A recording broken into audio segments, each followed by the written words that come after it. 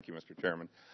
Certainly appreciate you all being here today and just reflecting on the past 3 years in this committee here. And I know a lot of politically charged issues get brought forth, but listening to the testimony today really makes you think about what being an American means, what it should mean. And we can try to divert into questions about OSHA and other violations, but what I heard was two very impassionate testimonies from two Americans that wanted to exercise their freedom to publicly speak about their preferences in an election. We can sit and try to pretend that this didn't happen. We can go back and look at the statements. We can go back to May of 2012 when the IRS internal investigator said that there was substantial inappropriate bias going on. We can go to when Mr. Miller had his epiphany that this was going on. We can go to when the President said that this is inexcusable and intolerable. And Eric Holder, the same thing. This is unacceptable. And so there's no question that this happened. We can't sit up here as Democrats and Republicans and deny that the IRS did not target people. They did. They apologized. There's been hearings. Ms. Lerner came in here, took the fifth, and Mr. Sekulow talked about that earlier, and maybe we can talk about it again. But this is about our rights as Americans. That's why we're here today.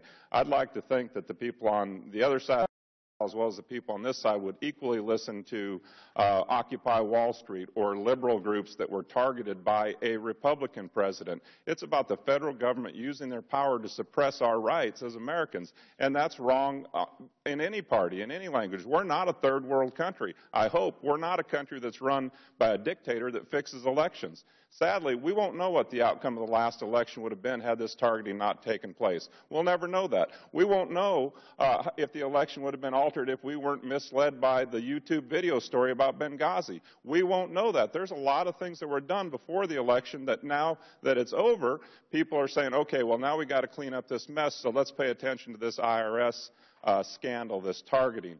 And that happened. Well, it didn't happen for very long because it was in July, during an economic address at Knox College in Galesburg, Illinois, that President Obama charged the Republicans, turning the IRS matter into part of an endless parade of distractions, political posturing, and phony scandals. I mean, I thought we were past that. What we're here today is to make sure you all get a fair chance and a fair response to your questions. So we have attorneys here today representing these clients. Have they gotten that chance yet? No, they have not. I mean, I represent many groups, and I talk to many groups. There's a particular group, Tea Party Patriots. They host a Sunday night conference call every Sunday night with grassroots groups from across the country, literally hundreds of people, who talk about things like what are some positive alternatives to the Affordable Care Act. And they hear speakers, and they are trying to educate themselves about issues so that in turn people in their communities who are part of their groups can learn about what Congress is doing, can have an impact on public policy.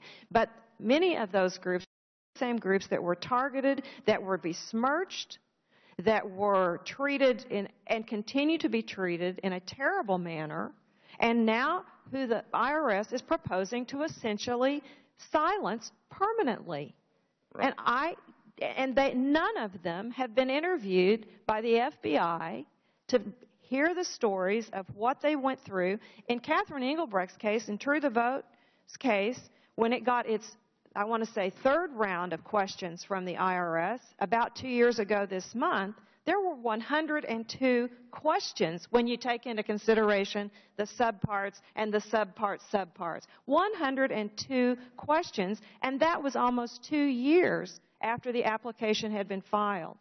And I have been doing this a long time, and I have never seen anything like it.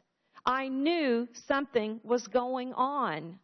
And to say that it was boneheaded mistakes is to treat all of these people with utter contempt and disrespect and to deny what they've been through and what they are still going through. And I would implore the Democratic members of the committee and of the Congress to not fall in line and try to defend something that is indefensible and to treat this as some kind of partisan ball game.